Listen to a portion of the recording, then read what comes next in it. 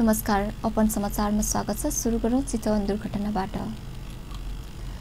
पूर्व पश्चिम राजमार्गको रत्नसागर नगरपालिका 10 भानुचोकमा गएर राति भएको दुर्घटनामा 4 जनाको मृत्यु भएको छ। 17 जना घाइते भएका छन्।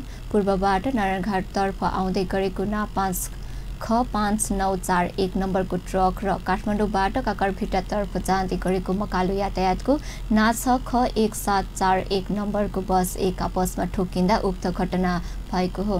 दुर्घटनामा परि मृत्यु हुनेमा रौतहट चपुरका ट्रक चालक 34 वर्षीय मोहन घिसिङ, सोही ठाउँमा ट्रकका चालक 30 वर्षीय बुद्धिमान लामा, बसमा सवार काठमाडौँ थानकोटका 38 वर्षीय विष्णु प्रसाद थापा र ताप्लेजुङ खुम्लिङ नगरपालिका 1 का 42 वर्षीय तारा बराल रहेको प्रहरी नायक उपनिरीक्षक प्रभु प्रसाद ढकालले जानकारी दिए।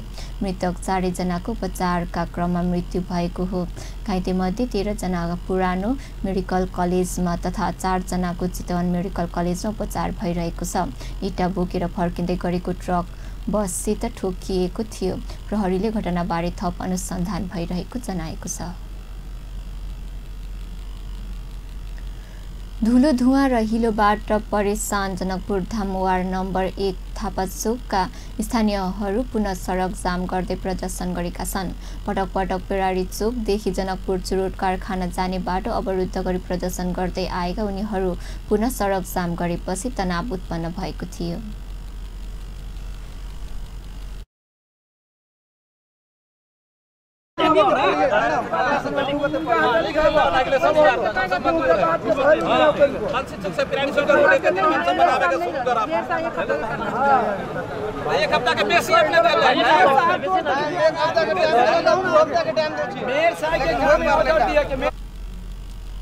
एडीबीको सहयोगमा नगरमा सञ्चालित एकीकृत शहरी विकास आयोजना अन्तर्गत विकास निर्माणको काम हुँदा सुरुमै जाचुकालीदेखि पिरारी चोकसम्मको सडक निर्माणको काम सुरु गरेको भए पनि थापाचोकमा आएर सडक कालोपत्रीमा काम वर्षौंदेखि अवरुद्ध रहेको छ। सडक बन्न नसकेपछि स्थानीयवासी, यात्रु र छेउछेउको पसलेहरू धुवा, धुलो र हिलोबाट परेशान भएका छन्। पसलमा चयनको बस्न सक्ने अवस्था समेत नरहेको उनीहरूको गुनासो छ। स्थानीय जनप्रतिनिधिले नै सडक विस्तारका क्रममा आफ्नो घर तोड्न नमाने पनि सडक निर्माण अलपत्र परेको छ। वडा अध्यक्ष परमेश्वर शाहले आफ्नो घर तोड्न नमानेकाले सडक निर्माण हुन नसकेको र कार्यपालिका मौन रहेको स्थानीय नेकपाका नेता सुरेश शर्माले बताए। प्रहरी र प्रदर्शनकारी बीच तनाव उत्पन्न हुने अवस्था आएपछि उपमहानगरपालिकाकी उपप्रमुख रीता मिश्र थापाचोक पुगेर सडक निर्माणमा अब विलम्ब नहुने प्रतिबद्धता जाहेर गरेकी थिइन्। सिराहाको कर्जौहा नगरपालिका केन्द्र कर्जौहा बजारमा राख्नुपर्ने भन्दै मेयर गंगा पासवानले नागरिक समाजले ज्ञापन पत्र बुझाएका छन्। समाजका संयोजक कुशेश्वर महतोको नेतृत्वमा पुगेको टोलीले विभिन्न 5 बुँदे माग राख्दै मेयर पासवानले सोमबार ज्ञापन पत्र बुझाएको हो। समाजले कर्जौहा नगरपालिकाको केन्द्र कर्जौहा बजार राख्नुपर्ने, नगरपालिकाको जनहितका लागि कृषि, शिक्षा तथा रोजगारी लक्ष्य कार्यक्रमहरू जारी गर्नुपर्ने, कर्मचारीको मनोमानी तथा ढिला सुस्ती बन्द गर्नुपर्ने, नगरपालिकाको कार्यालयमा अपराधिक व्यक्तिहरूद्वारा भएको आगजनीको अनुसन्धान गरेर अपराधीलाई कारबाही गर्नुपर्ने र अनियमितता खर्च अविलम्ब बन्द गरी नगरपालिकाको आय व्ययको सम्पूर्ण विवरण सार्वजनिक गर्नुपर्ने माग राख्दै मेयर पासवानले ज्ञापन पत्र बुझाएको छ। मेयर पासवानले ज्ञापन पत्र बुझाइ छलफलको माध्यमबाट समस्या समाधान गर्ने प्रतिबद्धता जनाएका छन्। केही दिन अघि कर्जौहा सङ्घर्ष समितिले हाल रहेको बागहमै नगरपालिकाको केन्द्र राख्नुपर्ने माग गर्दै आएको छ। वरिष्ठ चिकित्सक गोविन्द केसीले 9 बुँदे सहमति तत्काल कार्यान्वयनमा लैजान सरकारको गम्भीर ध्यानकर्षण गराउनु भएको छ। वरिष्ठ चिकित्सक केसीले अनसन तोड्ने क्रममा आफूसँग गरिएको 9 बुँदे सहमति मन्त्री परिषद बैठकबाट अनुमोदन गराउने भनिएको उल्लेख गर्दै सो काम तत्काल पूरा गर्न पनि सरकारले स्मरण गराउनुभयो। करिब 2 साता उपचारपछि मंगलबार डिस्चार्ज हुनुभएका उहाँले महाराजगञ्ज स्थित शिक्षक अस्पतालमा पत्रकार सम्मेलन गरी आफूसँग गरिएको 9 बुँदे सहमति कार्यान्वयनमा ढिलाइ नगर्न सरकारको ध्यान आकर्षण गराउनु भएको हो। वरिष्ठ चिकित्सक केसीले संसदमा विचाराधीन राष्ट्रिय चिकित्सा शिक्षा विधेयक पारित गर्न पनि ढिलाइ गर्न नहुने स्पष्ट पार्नुभयो। उहाँले आफूसँग गरिएको सहमति कार्यान्वयनमा नआए कडाभन्दा कडा आन्दोलन गर्न बाध्य हुने चेतावनी पनि दिनुभयो। कुनै पनि देश्य हो पोस्टमा जाने होइन, त्यसकारण त्यो क्रममा नेपाल सरकारसँग 9 बुँदे सहमति भएको थियो। त्यसै सहमति अनुरूप हाल संसदीय प्रक्रियामा रहेको राष्ट्रिय चिकित्सा शिक्षा विधेयक 2075मा सत्तारूढ दल तथा विपक्षी दलका सांसदहरूबाट संशोधन समेत हालिएको छ। सत्याग्रह टुङ्ग्याउने क्रममा सत्तारूढ दलका जिम्मेवार नेताहरू आएर सहमतिलाई अक्षरशः कार्यान्वयन गर्ने प्रतिबद्धता जनाएको पृष्ठभूमिमा तिनै संशोधनसहित तथा थप तोडमोड नगरी चिकित्सा शिक्षा ऐन शीघ्र जारी हुने विश्वास हामीले लिएका छौँ। यदि त्यसमा हलछाम भएको खण्डमा कडाभन्दा कडा विरोधका कार्यक्रम ल्याउन हामी बाध्य हुनेछौँ। तर सरकारले त्यो अवस्था आउन दिने छैन र अब कुनै बहाना वा ढिलाइ नगरी शीघ्र संसदबाट सो ऐन जारी हुनेछ भन्नेमा हामी विश्वस्त छौँ। सम्झौता भइसक्यो हो। वरिष्ठ चिकित्सक केसीले अस्पतालबाट डिस्चार्ज भएकै दिन मंगलबार आफ्नो 15औं अनसन तोडाउने क्रममा गरिएको सहमति अक्षरशः कार्यान्वयनमा लैजान ढिलाइ नगर्न सरकारको ध्यान आकर्षण गराउनु भएको हो। त्यस क्रममा उहाँले कर्णाली स्वास्थ्य विज्ञान प्रतिष्ठानको काम अघि बढाउन कार्यदल बनाउने तथा जाँचबुझ आयोगले दोषी ठहर गरेका पदाधिकारीहरूलाई कारबाही गर्ने लगायतका सहमति कार्यान्वयन ढिलाइ नगर्न नहुने तर्फ पनि सरकारलाई स्मरण गराउनु भएको छ। सहमतिको 8औं बुँदामा नेपाल सरकार मन्त्री परिषदले हामीसँग भएको सम्झौता अनुमोदन गर्ने भनिएकोमा तत्काल सो काम पुरा गर्न सरकारलाई स्मरण गराउन चाहन्छौँ। चिकित्सा शिक्षा ऐन सम्बन्धी बाहेक कर्णाली स्वास्थ्य विज्ञान प्रतिष्ठानको काम अघि बढाउन कार्यदल बनाउने तथा जाँचबुझ आयोगले दोषी ठहरेका पदाधिकारीहरूलाई कारबाही गर्ने लगायत सम्झौताका बाँकी 6 बुँदाहरूलाई समेत तत्काल कार्यान्वयनमा लैजान सरकारको ध्यान आकर्षण गराउन चाहन्छौँ। वरिष्ठ चिकित्सक केसीले सरकारले आफूसँग गरेको सहमति जस्ताको जस्तै कार्यान्वयनमा लैजान विश्वास पनि व्यक्त गर्नुभयो। वरिष्ठ चिकित्सक केसीको माग अनुसार मेडिकल शिक्षा र स्वास्थ्य क्षेत्रको समग्र सुधार गर्ने प्रतिबद्धता सहित गत साउन 10 गते सरकारले 9 बुँदे सहमति गरेको थियो। अब समाचारमा विश्रामपछि समाचारमा स्वागत छ। अब बाँकी समाचार। राष्ट्रिय सभा सदस्य जितेन्द्र नारायण देवले संसदीय सुनवाई विशेष समितिको निर्णयबारे प्रधानमन्त्री केपी शर्मा ओलीले सदनमा जानकारी गराउनु पर्ने माग गर्नुभएको छ। राष्ट्रिय सभाको बुधबारको बैठकको विशेष समयमा बोल्दै संवैधानिक परिषदको नैतिक जिम्मेवारीबारे अध्यक्षको हैसियतले प्रधानमन्त्री केपी शर्मा ओलीले सदनलाई जवाफ दिनुपर्ने माग गर्नुभएको हो। कामु प्रधान न्यायाधीश दीपक राज जोशीले प्रधान न्यायाधीशका लागि सिफारिस गर्ने संवैधानिक परिषदको निर्णयलाई संसदीय सुनवाई विशेष समितिले उल्ट्याउने काम गरेकाले सोबारे प्रधानमन्त्रीले सदनलाई जवाफ दिनुपर्ने माग उहाँले गर्नुभयो। संवैधानिक परिषदको संरचना र राजनीतिक अवधारणाबारे पनि बुझ्न उहाँले सरकारको ध्यान आकर्षण गराउनुभयो। परिषदको संरचनाको राजनीतिक रूपमा नै परिषदको निर्णय नउल्टाउने र गरे भएको भन्दै सो अवधारणालाई आत्मसात गर्न पनि उहाँले सरकारलाई सचेत गराउनुभयो। संसदीय समिति कसैको प्रमाणपत्रको वैधानिकता जाँच गर्ने निकाय नभएको भन्दै उहाँले कानून न्यायाधीश दीपक राज जोशीको प्रमाणपत्रमाथि शङ्का लागे सम्बन्धित निकायबाट सत्य तथ्य जाँच गर्न पनि उहाँले सरकारको ध्यान आकर्षण गराउनुभयो। अर्को बैठक साउन 28 गते सोमबार 1 बजेको लागि बोलाइएको छ। राष्ट्रिय सभाका सदस्य चक्रप्रसाद बस्नेहीले डडेलधुरा हलिया मुक्त पुनर्स्थापक कार्यक्रम अन्तर्गत सरकारले हलियाका लागि उपलब्ध गराइएको रकममा भ्रष्टाचार भएको भन्दै दोषीलाई कारबाही गर्न सरकारको ध्यान आकर्षण गराउनु भएको छ। राष्ट्रिय सभाको बुधबारको बैठकको विशेष समयमा बोल्दै सदस्य स्नेहीले डडेलधुरा मालापोत कार्यालयका सहायक दान बहादुर बिक, लेखापाल दिलबहादुर एर र मुक्त हलियाका जिल्ला अध्यक्ष तुलाराम सार्कीको हलिया पुनर्स्थापना कार्यक्रम अन्तर्गत हलियाले उपलब्ध गराएको रकमबाट प्रति व्यक्ति 20,000 दरले 3 करोड 38 लाख रुपैयाँ घुस लिएको प्रमाणित भइसकेको भन्दै कडा कारबाहीका लागि सरकारको ध्यानकर्षण गराउनु भएको हो। घुस लिएको प्रमाणित भएपछि केही रकम उनीहरूले फिर्ता गरेको र त्यही बहानामा छुट दिने काम नहोस् भनी उहाँले सरकारको ध्यानकर्षण गराउनुभयो। उहाँले घुस लिने काममा संलग्न सबैलाई कडा कारबाही गर्न माग गर्नुभयो। डडेलधुरा 1,558 जना हलिया पुनर्स्थापित भइसकेका छन् भने 2,551 जना हलिया सरकारको हलिया पुनर्स्थापना कार्यक्रम अन्तर्गत सेवा लिने क्रममा छन्।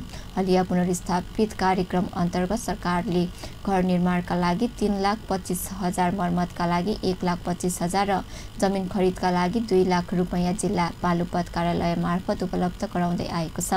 सरकारले सरकारी निकाय मार्फत नै उपलब्ध गराएको रकममा भ्रष्टाचार र घुसखोरी हुन दुःखद भएको भन्दै उहाँले दोषीमाथि कारबाही गरी पीडितलाई न्याय दिन सरकारसँग माग गर्नुभयो। अर्थमन्त्री डाक्टर युवराज खतिवड़ाले नेपाल लगानीको आकर्षक गन्तव्य मुलुक भएकाले ढुक्क भएर लगानी गर्न विदेशी लगानीकर्ताहरूलाई आग्रह गर्नुभएको छ। अमेरिका स्थित नेपाल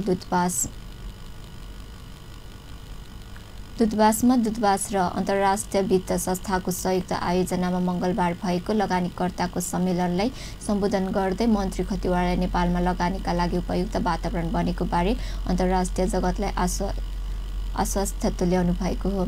उहाँले स्थिरता सरकार गठन भएकाले लगानीका लागि अनुकूल वातावरण बनेको, कानुनले लगानीकर्ताको निजी सम्पत्तिको संरक्षण गर्ने सुनिश्चित गरेको, विदेशी लगानीकर तथा श्रम कानुनहरू लगानी मैत्री रहेको, लगानी बोर्ड मार्फत एकल बिन्दु सेवा प्रवाह गर्ने व्यवस्था मिलाइएको, दक्षिण एसियामा नै नेपालको कर्पोरेट करको दर प्रतिस्पर्धात्मक रहेको, ढुक्क भएर लगानी गर्न सकिने बताउनुभयो। अर्थमन्त्री खतिवड़ा विश्व बैंकको निर्देशक समितिको बैठकमा भाग लिन त्यसतर्फ जानुभएको हो। यसैबीच विश्व बैंकले मङ्गलबार नै नेपालको वित्तीय क्षेत्र सुधारका लागि करिब 11 अर्ब नेपाली रुपैयाँ 100 मिलियन अमेरिकी डलर सहयोग स्वीकृत गरेको छ।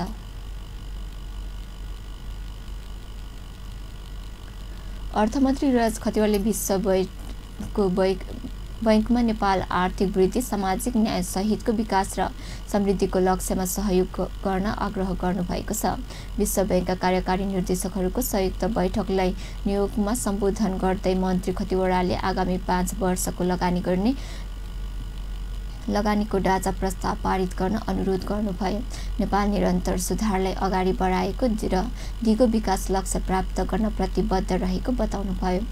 उहाँले सन् 2003 सम्म मध्यम स्तर आय भएको मुलुकमा स्तरोन्नति हुने दीर्घकालीन सोच सहित प्राथमिकता तोकेर अगाडि बढेको बताउनुभयो।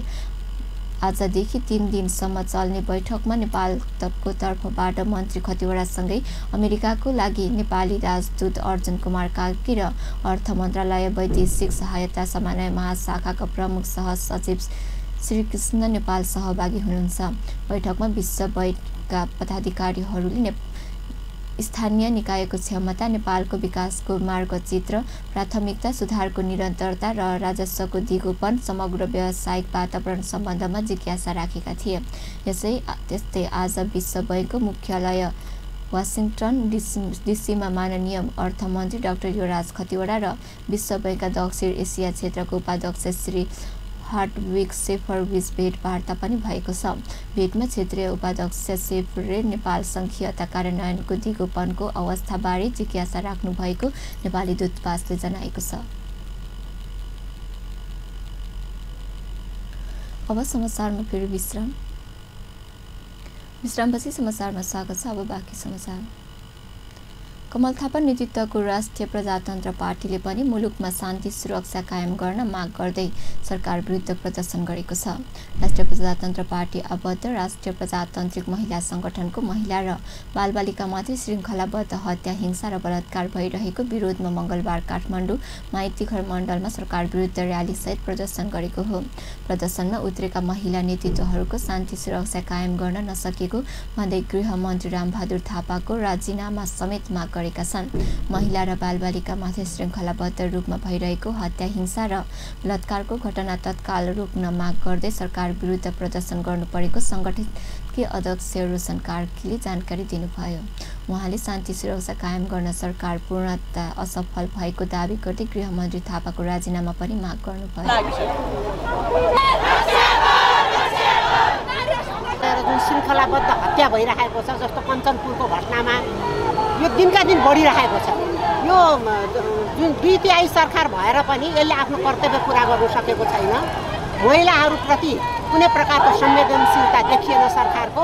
त्यसैको लागि त्यसलाई चाहिँ दबाब दिनुको लागि हामीहरूले यो आज प्रदर्शन गरेका छौँ। अहिले महिलाहरूको जुन चाहिँ हत्या र हिंसा गरे यदि कठोर थियो, अपराधीलाई कठोर सजाय दिएको भएदेखि अरूले गर्ने हिम्मत गर्दैनथे। यहाँ त नातावाद, पैसाको प्रलोभन र आफ्नो पार्टीका कार्यकर्ताहरूलाई बचाउनुको लागि महिलाहरूको ज्यान जाँदाखेरि पनि यो सरकार मौन बसेको छ। यस्ता यो गृहमन्त्रीले तत्कालै राजीनामा गर्नुपर्छ। यो अक्षम सरकार हो। यो सरकारको कुनै औचित्य नै देखिएन। अब त एउटा आफ्नो बालबालिका र महिलाहरूको पनि सुरक्षा गर्नु नसक्ने सरकारको औचित्यमाथि नै अहिले प्रश्न चिन्ह लागिसकेको छ। यो त तमाम नेपाली महिलाहरूले यसमा चाहिँ गम्भीरतापूर्वक लिनुपर्छ। कुनै पार्टीको नभनेर एकबद्ध भएर अगाडि बढेर। प्रदर्शनकारीहरूले महिलामाथि हुने सबै प्रकारका हिंसा तत्काल अन्त्य गर्न पनि सरकारको गम्भीर ध्यानकर्षण गराएका छन्। प्रदर्शनी अघि बबरमहलबाट सुरु भएको विरोध र्याली माइतीघर मण्डलमा पुगेर कोर्ट सभा पारित भएको थियो। प्रदर्शनकारीहरूले बलात्कारीलाई कडा कारबाही नगरिएको भन्दै सरकार विरुद्ध चर्का नाराबाजी गरेका थिए। नेपाली कांग्रेसको केन्द्रीय समितिको बैठकले प्रधान न्यायाधीशको सिफारिस र सुनवाईमा प्रधानमन्त्री केपी शर्मा ओलीको दोहोरो भूमिका खेलेको आरोप लगाएका छन्। मंगलबार पार्टी कार्यालय सानेपामा बसेको केन्द्रीय कार्य समितिको बैठकमा प्रधानमन्त्री केपी शर्मा ओलीका कारण संवैधानिक दुर्घटना हुन सक्ने ठहर पनि गरेको छ। बैठकले आफै अध्यक्ष भएको समितिले सिफारिस गर्ने र सुनवाई समितिका आफ्ना सांसदलाई अस्वीकृत गर्न निर्देशन गरेर दोहोरो चरित्र देखाएको आरोप लगाएको हो। बैठकपछि पत्रकारहरूसँग कुरा गर्दै प्रवक्ता विश्वप्रकाश शर्माले सत्ता पक्षले शैक्षिक योग्यता सम्बन्धी लगाएको आरोप पुष्टि गर्दै नक्कली भए छानबिन गरी कारबाही गरेर देखाउन सरकारले दबाब दिने निर्णय गरेको बताउनुभयो। यस्तै बैठकले शैक्षिक योग्यताको निहुमा सरकारले न्यायिक स्वतन्त्रतामाथि हस्तक्षेप गरेको निष्कर्ष निकालेको छ। न्यायालयमाथि सरकारको हस्तक्षेप भएको भन्दै नेपाली कांग्रेसले सडक र संसदमा कडा विरोध निर्णय पनि गरेको प्रवक्ता शर्माले बताउनुभयो। संघीय संसद राष्ट्रिय सभा अन्तर्गतको प्रतियोजित व्यवस्थापन तथा सरकारी आश्वासन समितिको पहिलो बैठक मंगलबार बसेको छ। जेठ सदस्य रदेश्वर अधिकारीको अध्यक्षतामा समितिको पहिलो बैठक बसेको हो। बैठकमा सदस्यहरूले सरकारको कामलाई प्रभावकारी बनाउने गरी समितिले आफ्नो कार्यसूची तय गर्नुपर्ने धारणा राख्नु भएको थियो। बैठकमा समितिका जेठ सदस्य अधिकारीले समितिको क्षेत्राधिकारको विषयमा समितिका सदस्यहरूलाई जानकारी दिनुभएको थियो।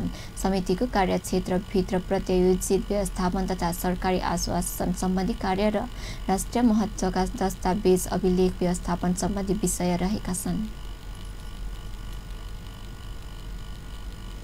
हवस् त अहिलेलाई समाचार यति नै। पल पल खबर तेज नजर अपन टेलिभिजन हेर्दै गर्नुहोला। नमस्कार।